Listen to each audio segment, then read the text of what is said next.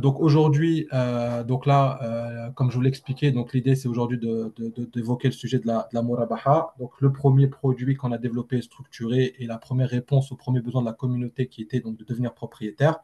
Donc avant d'entrer vraiment dans la présentation de la Murabaha, je vais déjà vous présenter 570 Easy, vous dire un peu qui on est et ce que l'on fait.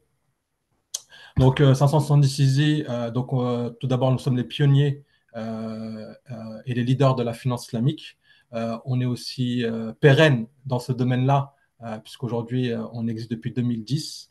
Donc, ça fait 14 ans qu'on est sur le marché de la finance islamique, 14 ans qu'on accompagne, qu'on aide à réaliser les projets de la communauté, 14 ans que des clients deviennent propriétaires et arrivent aussi à mettre leur vie financière en adéquation avec leur éthique. Donc aujourd'hui, on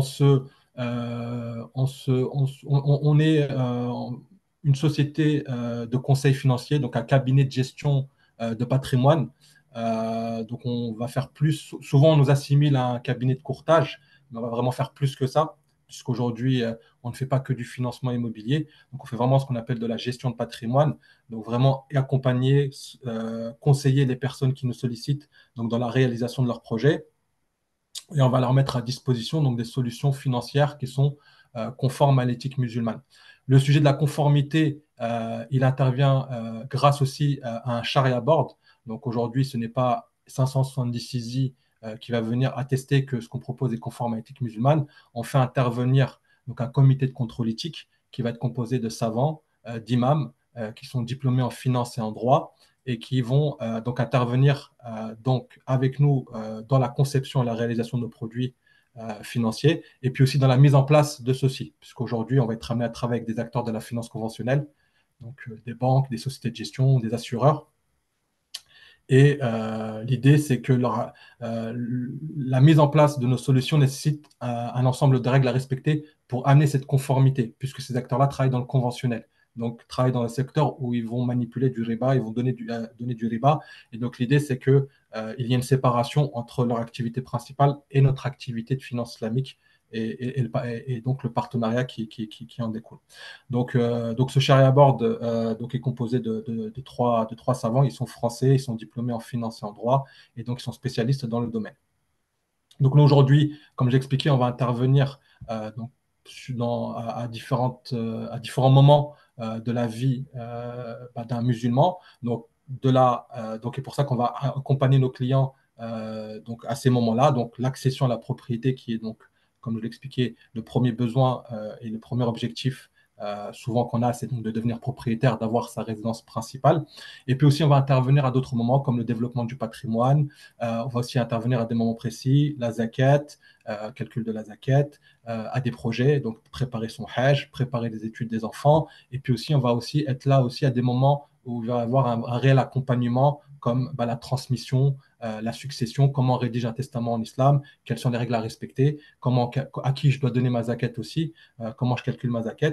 Donc voilà, on va intervenir et donc notre travail, ça va être voilà, vraiment d'être un acteur qui va accompagner, pas qu'une sur un seul projet, mais vraiment être le partenaire des personnes qui nous font confiance pour les aider vraiment à mettre leur vie financière en adéquation avec l'éthique. Et donc, on va intervenir à toutes ces étapes et on a aujourd'hui des solutions, puisqu'on a le financement immobilier, donc la Murabaha, qui va être l'objet aujourd'hui de ce webinaire, mais on a aussi d'autres solutions d'épargne, comme l'épargne immobilière, les contrats d'assurance vie, l'épargne retraite. Et donc, on va être là pour répondre à ces besoins avec ces solutions.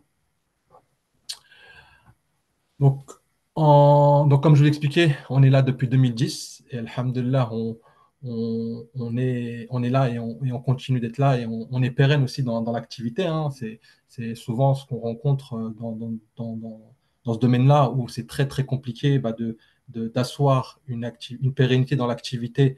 Souvent, on va avoir des acteurs qui vont popper, qui vont faire des choses et puis qui ne vont pas pouvoir tenir dans le temps, puisqu'aujourd'hui, travailler dans un domaine où il faut faire intervenir des acteurs qui ne sont pas dans une approche éthique, leur faire comprendre nos besoins, nos attentes et instaurer un vrai travail, un vrai travail ensemble, ça nécessite d'expérience et puis ça nécessite aussi une pugnacité. Aujourd'hui, encore une fois, il y a beaucoup de gens qui se lancent, mais qu'il n'y a pas de pérennité. Donc nous, alhamdoulilah, ça fait depuis 2010, donc ça assoit aussi notre sérieux et notre expérience dans ce domaine-là. Donc 2010, premier projet d'accession à la propriété. Donc on a réussi à financer une acquisition immobilière Murabaha. Ensuite, donc à l'époque, le financement n'était que sur de la résidence principale, et uniquement de la résidence principale. Puis en 2012, on a réussi à ouvrir au financement donc, résidentiel, donc investissement locatif et résidence secondaire. 2015, l'ouverture aussi aux professionnels. Et puis, donc de 2010 à 2018, on a réussi à démocratiser la Murabaha. Et puis, on s'est tourné vers ensuite le second besoin, le second sujet de la communauté qui est aujourd'hui, je veux faire fructifier mon patrimoine, je veux développer mon patrimoine, je veux faire fructifier mon argent qui dort sur un compte, je paye trop de zakat, comment je peux répondre à ce besoin-là? Et donc, en face, on a développé une solution d'épargne immobilière, donc SCPI. Puis 2020, autre sujet, c'est l'optimisation fiscale. Comment je fais pour pouvoir faire fructifier mon argent, je paye des impôts et faire en sorte que les deux puissent cohabiter et ne pas me retrouver à payer plus d'impôts avec les gains que je vais générer. Donc, on a développé un contrat d'assurance vie et il y a aussi le sujet de la transmission qui va avec. En 2021, on a créé un pôle patrimonial et donc là, on a vraiment amené la partie accompagnement patrimonial. Puis 2022, autre sujet, donc l'épargne retraite, avec une approche donc de préparer la baisse de revenus qu'on va avoir quand on sera en retraite. Et puis c'était avec la réforme des retraites. Et puis l'idée aussi, c'est d'amener aussi une solution qui va permettre de pouvoir défiscaliser. Puisqu'il y avait autre sujet, c'est comment je fais pour défiscaliser aujourd'hui, comment je peux faire en sorte pour pouvoir utiliser ces leviers pour payer moins d'impôts. Et donc, on a mis en face donc, ce produit d'épargne. Et puis, en 2024, donc là, on a la joie et la chance d'avoir la reconnaissance donc, de faire partie du palmarès FinTech, donc des 100 entreprises. Donc, on représente la finance islamique parmi les 100 entreprises référencées donc, sur un palmarès FinTech 100. Donc, ça, c'est une belle récompense. Ça, encore, voilà, ça assoit notre expérience, le fait que on est là, qu'on est sérieux et qu'on continue. Et aujourd'hui, on continue à travailler, à développer des produits et on essaie de répondre vraiment, on veut répondre à tous les besoins et toutes les problématiques que l'on peut rencontrer aujourd'hui en tant que musulman voilà, sur la vie financière. Et donc pour cela, pour bien accompagner, pour bien conseiller. Donc aujourd'hui, on a un réseau de conseillers dédiés donc à travers toute la France. Donc on a un réseau de mandataires que j'accompagne moi. Donc je suis donc le responsable du réseau. Donc je suis amené donc à les accompagner et à les superviser. Donc, comme expliqué, donc aujourd'hui, on a 13 années d'expérience en conseil financier. Donc, la plupart de nos mandataires sont des personnes qui ont aussi en parallèle des compétences. Donc, on a un mandataire qui est imam, on a un mandataire qui est agent immobilier, on a des mandataires qui sont issus de la finance conventionnelle comme moi. Donc, voilà. Donc, on a essayé vraiment d'allier l'expérience et les connaissances de chacun pour pouvoir amener des professionnels et des personnes en face de nos clients qui puissent répondre vraiment à leurs besoins. Et donc, ce qui fait qu'aujourd'hui, en termes de chiffres, on a plus de 130 000 membres inscrits sur notre site Internet. On a accompagné plus de 7 000 clients. En termes d'épargne, on a fait plus de 100 millions d'euros de collecte en épargne sur des produits qu'on a créés et structurés. Donc, ça prouve vraiment que la communauté a de l'argent et que la communauté a vraiment des attentes. Et donc, on ne s'est pas loupé quand on s'est tourné vers la partie épargne. Et puis, aujourd'hui, on a financé un peu plus de 7 millions d'euros de projets immobiliers. Donc, ce qui correspond à 200 familles qui sont devenues propriétaires tous les ans. Donc, la Murabaha, donc qu'est-ce que c'est? Donc, ce qu'il faut savoir, c'est que c'est une opération d'achat et de revente par lequel en fait on va faire intervenir donc un établissement financier qui va donc acheter le bien immobilier en premier lieu. Ça, c'est une opération obligatoire puisque en islam, on doit avoir la propriété de la marchandise que l'on vend. Donc, la banque doit passer par la phase d'accession à la propriété, d'être propriétaire du bien avant de vous le revendre. Un des points du Sharia aborde, c'est la provenance des fonds. Donc, ils ont demandé à ce que les banques utilisent leurs fonds propres pour acheter les biens immobiliers. Donc, elles achètent le bien, elles sont propriétaires, pardon. Ça, c'est la première étape. Ensuite, elles vont revendre le bien immobilier donc, à nos clients. Donc, à ce moment-là, la banque va faire un bénéfice, donc elle va prendre une marge bénéficiaire sur la transaction immobilière, sur la seconde transaction, puisque là, la banque, elle est vendeur dans la seconde étape. Donc, elle vend le bien donc, à notre client, donc à vous. Donc, il y a transfert de propriété et le prix de vente, donc le prix de revente, donc le prix d'achat pour nos clients. Les règles, elles sont très simples. La banque, l'intermédiaire, le vendeur doit avoir la propriété de la marchandise qu'il vend. L'objet de la transaction doit être licite. Donc là, on est sur un bien immobilier. Et comme il y a une dette consentie, il faut qu'il y ait un écrit. Donc votre offre de financement Murabaha avec les modalités. Ce qu'il faut aussi savoir, c'est qu'aujourd'hui, on, on finance beaucoup de projets, mais pas tous les projets. Donc là, aujourd'hui, on finance donc, les résidences principales, les investissements locatifs, les résidences secondaires et les projets professionnels, mais pour l'instant uniquement dans le domaine médical. D'accord. Tous les autres locaux, malheureusement, ne sont pas finançables. Aujourd'hui, donc, on peut acheter une maison, un appartement ou un immeuble. Donc, on n'est pas fermé au type de bien. Il faut que le bien, donc, on peut pas, enfin, il faut que le bien soit donc existant. Donc, malheureusement, on ne va pas pouvoir financer tout ce qui est neuf parce que le neuf nécessite souvent, le promoteur va avoir besoin d'argent pour faire les constructions, donc ça nécessite de l'argent, donc un prêt bancaire. Aujourd'hui, nous, la Murabaha ne fonctionne pas sur un prêt, donc forcément le bien doit être existant. La banque donc achète le bien existant. On ne finance pas du neuf pour une question de TVA, donc uniquement les biens qui ont plus de 5 ans, donc, parce que tout le bien qui a moins de 5 ans est considéré comme neuf. Le bien doit être habitable à l'achat. Donc, toutes les personnes qui ont des projets d'acheter un local commercial qu'on va rénover en résidence principale, un corps de ferme, une usine, une ancienne usine désaffectée, ça se faisait beaucoup dans le nord de la France, qu'on va retaper en loft. Ça, malheureusement, on ne le fait pas. Il faut que le bien soit vraiment habitable à l'achat. Pas de vente aux enchères, puisque c'est très compliqué à mettre en place dans une murabaha. Et dernière chose, les biens vendus par un bailleur social ne sont pas éligibles puisque la banque est marchande de biens et un bailleur social ne peut pas vendre un marchand de biens. Une seule chose, pareil, quand il y a eu un congé délivré par un vendeur, un congé pour vendre, qui a été délivré à un locataire. Là, pareil, la loi ne stipule pas qu'il peut y avoir une substitution par une banque. Donc, il faut bien faire attention à ça. Est-ce que tu peux juste spécifier ce quand tu dis à droit, Un droit droit de de préemption. En gros, l'exemple, c'est je suis locataire d'un bien, le propriétaire veut mettre en vente le bien et me propose d'acheter le bien en priorité. C'est le droit de priorité, d'accord, du locataire. Le locataire répond, je suis pas intéressé la première fois, d'accord? Donc le vendeur, ce qu'il fait logiquement, c'est qu'il met en vente son bien, d'accord? Il trouve un nouvel acquéreur. Donc un nouvel acquéreur à un prix en dessous de ce qu'il a proposé au locataire. Dans ce cas-là, donc, il va signer sa promesse de vente ou son compromis et il va mettre sous condition suspensive la non-préemption du locataire en place, puisque le prix est en dessous de ce qu'il a proposé. À ce moment-là, on ne peut pas avoir recours à la mouraba puisqu'on ne peut pas substituer une personne morale ou une autre personne que le locataire en place. Donc ça, c'est vraiment très important. Parfait. On Merci beaucoup. affine hein, au fur et à mesure des cas que l'on Oui, a, ouais, hein. On affine. effectivement. Donc Et voilà. effectivement, au fur et à mesure des projets qu'on nous présente, effectivement, Et autre chose aussi ça file. qui revient souvent, si je peux me permettre, on ne peut pas signer de promesse de Ok, vente tant que le vendeur n'est pas devenu parfait. propriétaire. Bon, je pense que j'ai assez parlé. Je vais laisser la parole à donc Sausen Chérigui.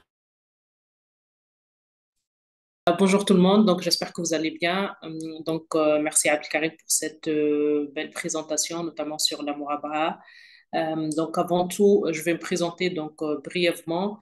Je suis Sefsen Cherigui, j'ai intégré 570 ISI fin 2017 en tant qu'analyste senior. Ensuite, je suis passée en tant que référente analyste et aujourd'hui, j'occupe le poste responsable risque et conformité depuis à peu près fin 2021.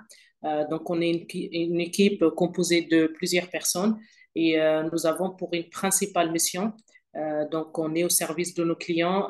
Notre principale mission, satisfaire à nos clients et les accompagner pour qu'ils deviennent propriétaires. Donc, je vais vous synthétiser notre activité, comment ça se passe donc, en termes de mission, en termes de tâches. Donc, comment ça se passe donc, au sein de l'équipe risque? Donc, nous avons plusieurs missions. Donc, la première mission, donc la transmission des accords de principe, c'est-à-dire donc on va délivrer à chaque client donc un accord de principe. Cet accord de principe est en adéquation avec son projet et son profil. Donc, chaque accord de principe d'un client est différent de l'autre.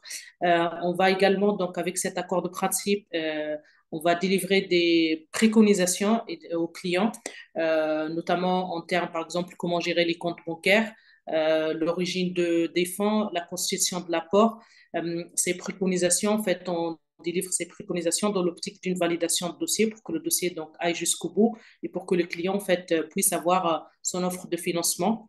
Une fois donc que l'accord de principe est délivré, donc le client va chercher un bien. Une fois que le client donc trouve le bien qui lui convient, on va lancer ce qu'on appelle donc l'instruction de dossier chez la notaire. Donc on travaille avec plusieurs notaires dans Métropole. Ce sont des notaires qui sont spécialisés dans la murabaha. Et donc nous on va mandater donc ce notaire qui est spécialisé dans la murabaha, qui va s'occuper donc de la prise de contact du notaire vendeur, la constitution de dossier et la rédaction de la promesse et la fixation d'un rendez-vous donc pour que vous puissiez signer votre promesse de vente. Une fois que la promesse de vente est signée, donc nous, donc on est une équipe donc composée de plusieurs analystes. Notre mission, donc, on va s'assurer que le risque est maîtrisé, donc que votre dossier est solvable, que votre dossier est conforme, et donc on va analyser donc le dossier. Donc on va analyser donc les documents, notamment donc ça peut être donc les fiches de paie, les avis d'impôt, les pièces d'identité, donc pour s'assurer que le dossier est solvable, et que le risque est maîtrisé. Une fois donc que cette analyse est terminée, on va lancer l'instruction chez nos partenaires bancaires. Vous le savez, donc on travaille avec plusieurs partenaires bancaires et donc le but, notre mission, donc ça va être donc négocier donc avec les partenaires bancaires pour vous avoir une meilleure tarification.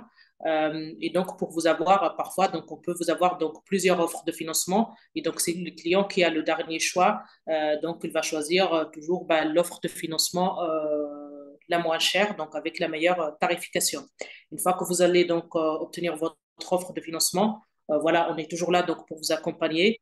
On va vous accompagner donc jusqu'à la concrétisation pardon, de votre projet et même au-delà. Donc, notamment, on va s'assurer que vous avez bien reçu votre offre de financement. On va vous expliquer l'offre de financement et on va suivre avec vous et en parler donc avec les partenaires, notamment la notaire, s'assurer que les délais sont respectés pour que vous puissiez devenir propriétaire. Et enfin, on s'en charge aussi de ce qu'on appelle donc l'audit conformité éthique. Comme l'a dit donc Abdelkarim tout à l'heure, donc on travaille avec un comité de Sharia Board, à Sarfi. C'est le comité à Sarfi. Et donc une fois que vous êtes propriétaire, donc on s'assure aussi donc on s'occupe de l'audit conformité.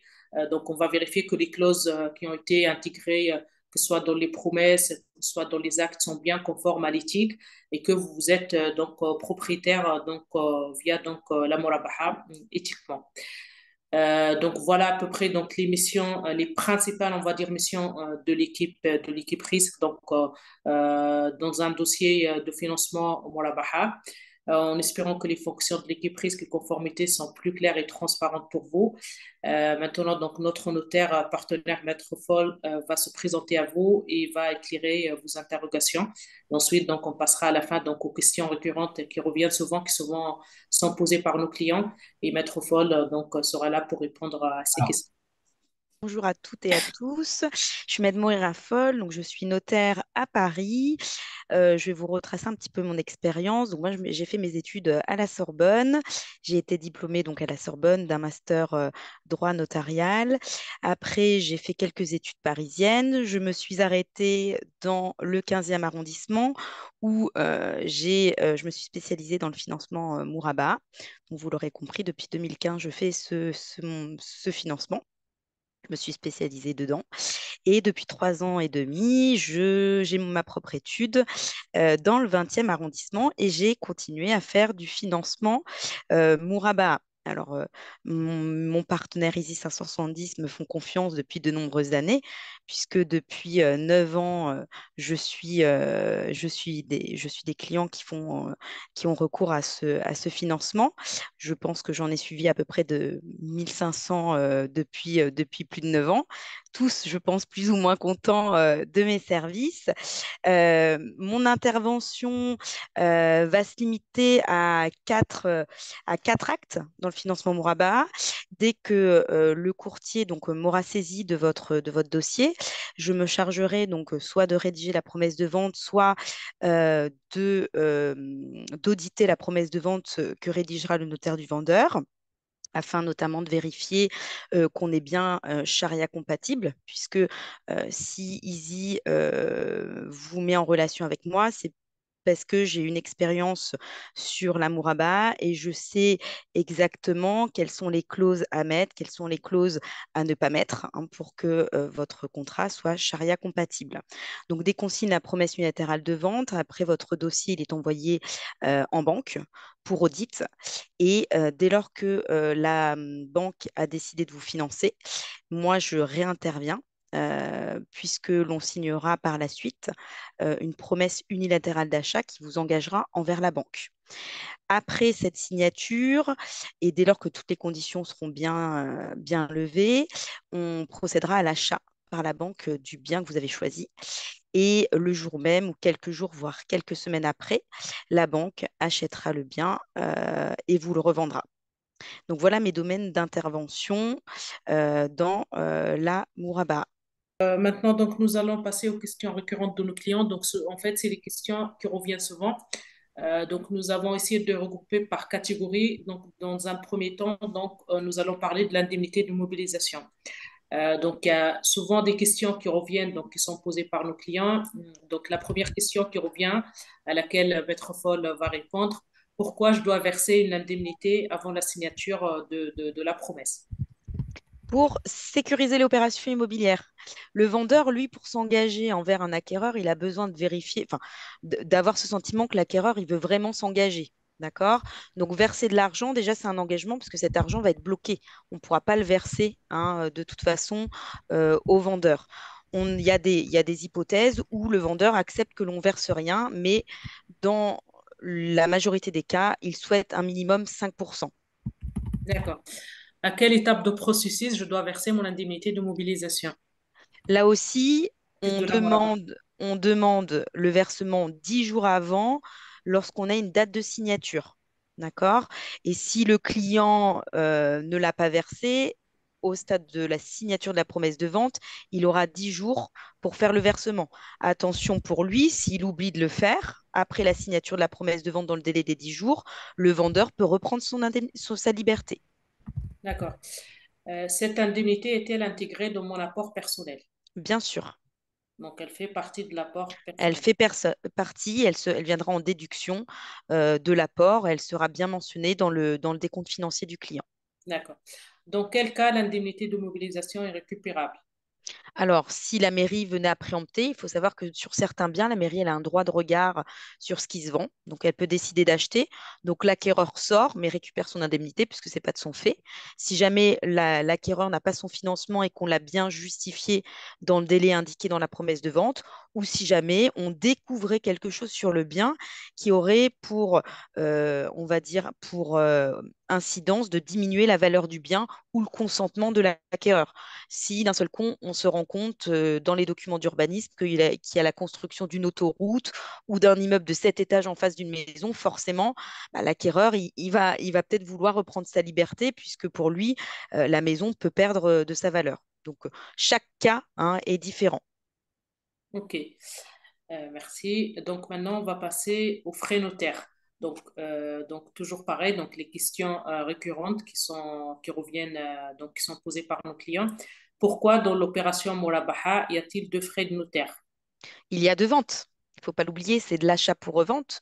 Donc la banque achète une première fois, puisque dans la mouraba, elle doit être propriétaire du bien, et elle revend le bien à l'acquéreur. Donc c'est toujours l'acquéreur qui paye les frais de notaire. Donc comme on a deux ventes, on a deux fois les frais de notaire.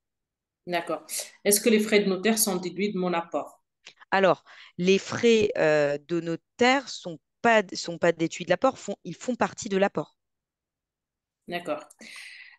Pourquoi les frais de notaire, donc vu qu'il y a deux frais notaires, donc on a l'achat et la revente, pourquoi ils sont différents, donc c'est pas le même montant lors des deux opérations achat et revente? Alors, pour la première vente à la banque, comme la banque, elle achète en qualité de marchand de biens, elle bénéficie d'une fiscalité qui est réduite, que ne peut pas bénéficier le second acquéreur. D'accord? Le second acquéreur, lui, payera des frais sur le prix de revente et on a le droit de déduire la marge bancaire du calcul des frais de notaire. D'accord. Ouais. Pour compléter, en fait, c'est grâce à une instruction fiscale, encore une fois, hein. Du Donc, BOFIP. l'instruction fiscale, Mm, c'est ça, exactement, c'est le travail de Christine Lagarde, à l'époque ministre de l'économie et des finances mm. en 2010, qui a permis aussi de pouvoir mettre en place la Murabaha en France et qui permet effectivement de pouvoir avoir certains avantages et utiliser la marge, enfin, déduire la marge bancaire sur Mm. certains dispositifs. D'accord. OK, donc on passe à la slide suivante, Abdelkarim. Alors, donc maintenant, donc, on va parler de l'apport. À quel moment mon apport doit être disponible? Et ben, dès que l'on a l'offre de financement, D'accord? en fonction des partenaires bancaires, certains exigent le versement après l'édition de l'offre de l'apport, d'autres ne l'exigent pas, mais de toute façon, il faut avoir l'apport un mois avant, voire 3 semaines avant la date de signature et en fonction des banques, comme je l'ai dit, au moment de l'édition des offres. D'accord. À quel moment je dois verser mon apport? Toujours en fonction de l'établissement bancaire qui financera, hein. Moi, je l'appelle dès que j'ai le rendez-vous de signature qui est fixé. Donc, ça peut être 2, 3 semaines, voire un mois avant la date indiquée dans la promesse de vente. D'accord. À qui je dois verser mon apport? Est-ce que je dois le verser sur le compte bancaire de la banque, sur le compte courant que je vais ouvrir à la banque ou bien sur le compte séquestre du notaire? Là aussi, ça dépendra de l'établissement bancaire qui va financer le bien. L'une des banques vous demande de verser du coup l'intégralité de votre apport sur le compte ouvert dans celle-ci. Puis, dès que je lui appellerai les fonds, elle me le versera. L'autre banque m'autorise à vous appeler directement votre apport. Alors, donc là, c'est questions diverses. Donc, une fois que je suis propriétaire via la Moabaha, en cas de décès, qui reprend le financement et à qui revient le bien? Là, je pense donc à Abdelkarim qui peut répondre comme Louise. Bah, Moi, j'ai pas eu encore le cas, mais de toute façon, je pense que la banque, du fait de sa prise de garantie, tant que le financement est payé, on continue. En fait, ce qu'il faut savoir, quand on parle de prise de garantie, on parle d'une garantie qui s'appelle une privilège vendeur, où Oui, en gros la banque reçoit en premier lieu, en cas de vente du bien, le fruit de la vente, et ensuite donc les héritiers légaux, s'il y a une vente, récupèrent la différence. Souvent, quand il y a effectivement un décès, ce qu'il faut savoir, c'est qu'il y a une succession qui est en place. Encore une fois, dans une opération Murabaha, vous êtes propriétaire dès que la banque vous donne les clés. Donc le bien rentre dans votre patrimoine, donc l'actif successoral. Et donc souvent, bah, les ayants droit vont hériter du patrimoine, mais vont aussi hériter de la dette.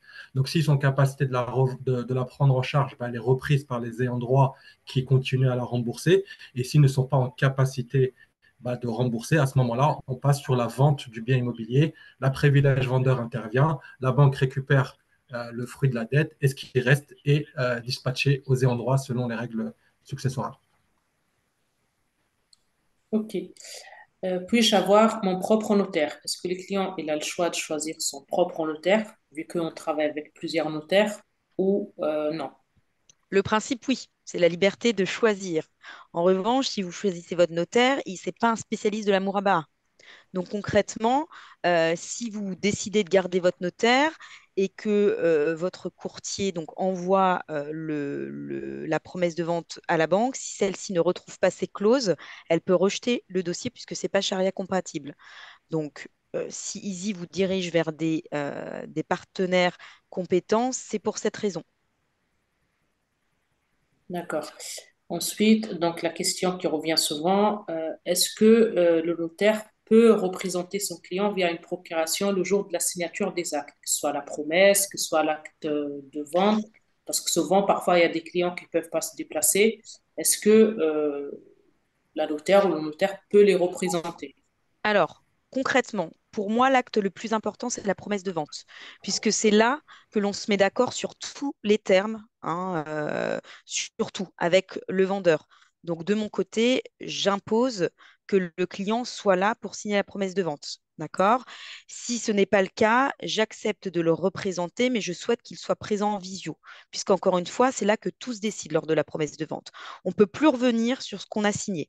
Donc, si jamais il y avait quelque chose qui avait été vu avec l'agent immobilier et que le client n'est pas là, moi, de mon côté, je ne peux rien modifier. Et ce qui fera foi, c'est la promesse de vente. Donc, on ne pourra plus revenir dessus. Donc, vraiment, c'est le seul acte où je demande à ce que le client soit présent.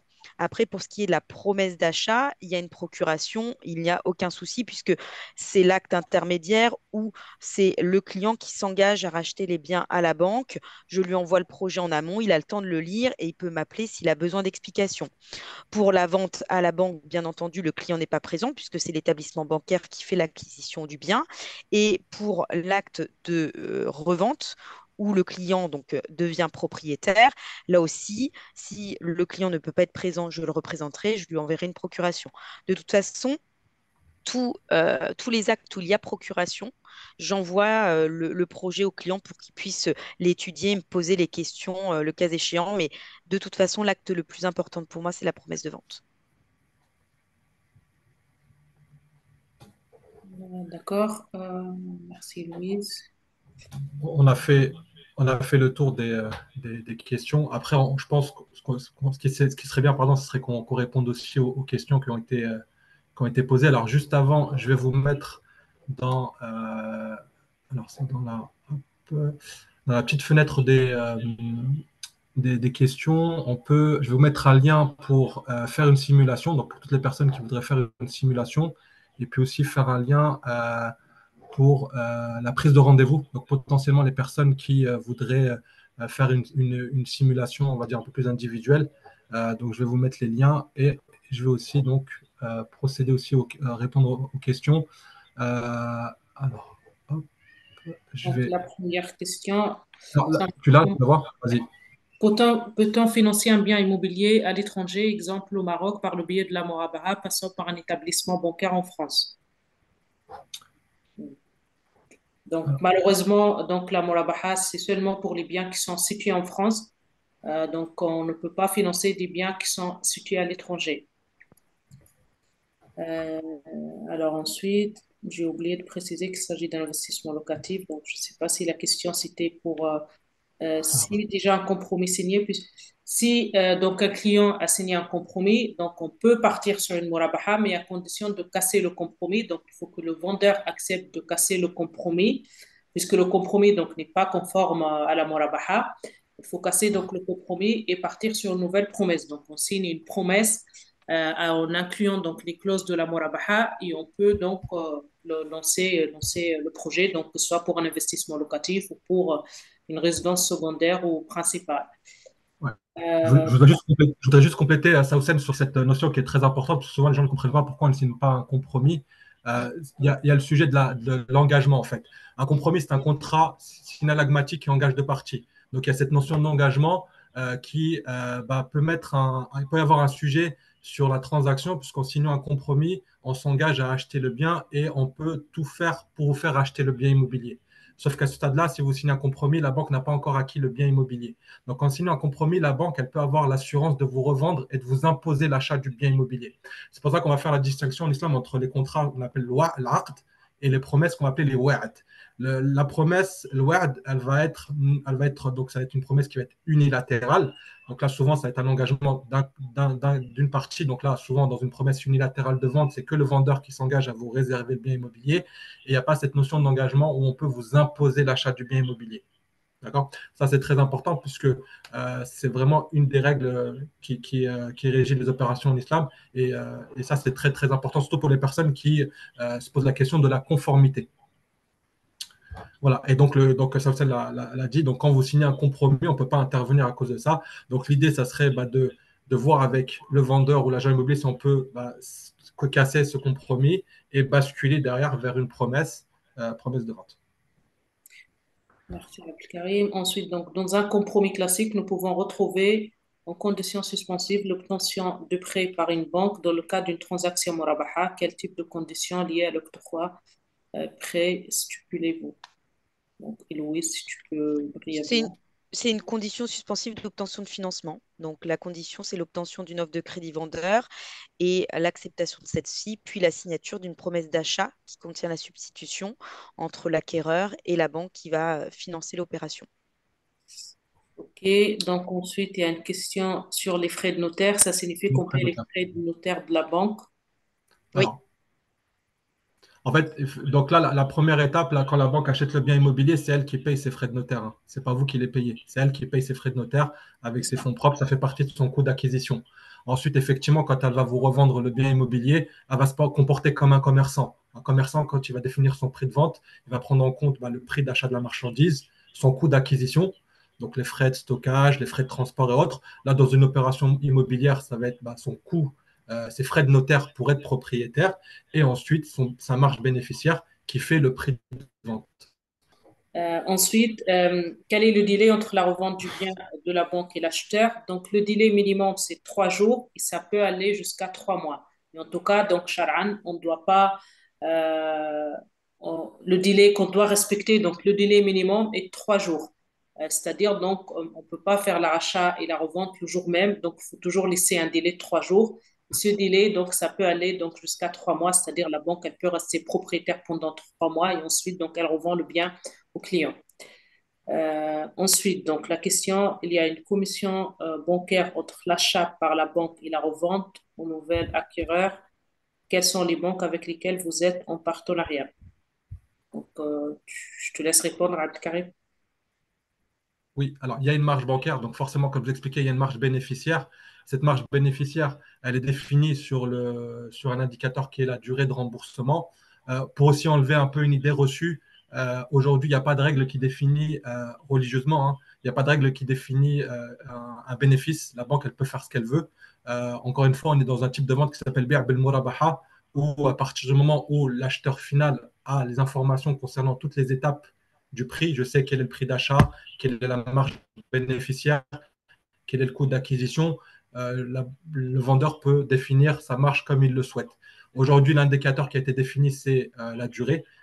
Donc, pour le sujet du risque, parce qu'on a plus de risques en remboursant sur 20 ans qu'en remboursant sur 10 ans. Et puis aussi, aujourd'hui, les éléments qui permettent de définir ce qu'on appelle le taux d'usure, donc le bénéfice maximum que peut prendre un établissement financier dans le cadre d'une dette, parce que même si on n'est pas dans le cadre d'un prêt, il y a une dette dans une opération Murabaha, c'est la durée. Et donc, plus la durée va longue, plus les conditions vont être élevées. OK. Donc, qu'est ce qui se passe-t-il si je n'arrive pas à rembourser une mensualité? Euh, donc, si le client donc n'arrive pas, donc il rencontre des difficultés, donc nous on s'en charge dans un premier temps, donc on va essayer de comprendre donc la raison. Est-ce que c'est temporaire? Est-ce que c'est définitif? Et donc ensuite, donc il y a plusieurs solutions, donc notamment les clients en fait, soit elle peut euh, revendre le bien et donc rembourser la dette, soit si c'est passager, pardon. Donc on peut trouver des solutions avec la banque notamment par exemple de stopper le prélèvement donc, pendant quelques mois, 3, 4 mois, le temps que le client en fait, se remet dans une bonne situation. Donc la question suivante, quand j'ouvre le compte de ma banque, puis-je simplement verser les mensualités? Exactement, donc l'ouverture d'un compte bancaire, donc comme on travaille avec plusieurs partenaires bancaires, Donc, pour certains partenaires bancaires, donc ouvrir un compte bancaire une fois que l'offre de financement est éditée, donc est obligatoire. Si pour d'autres partenaires bancaires, donc n'est pas obligatoire d'ouvrir un compte bancaire.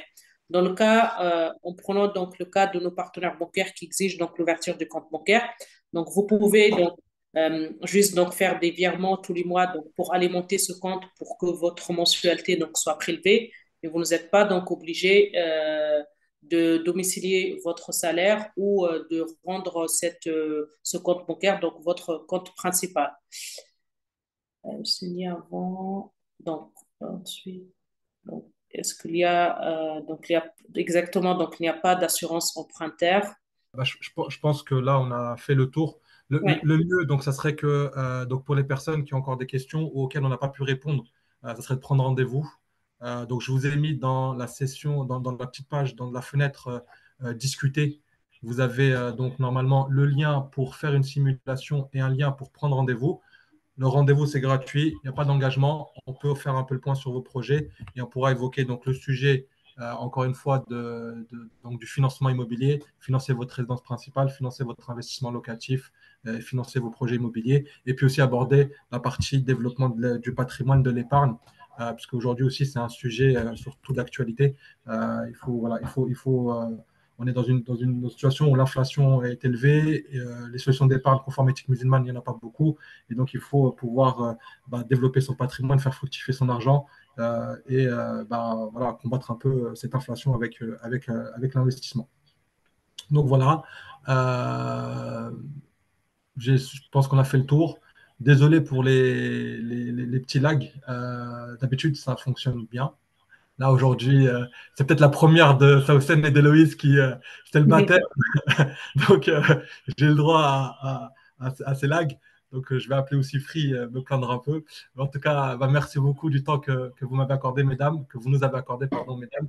Et puis, Merci. encore une fois, moi, pour l'audience, donc, les liens sont dans la barre.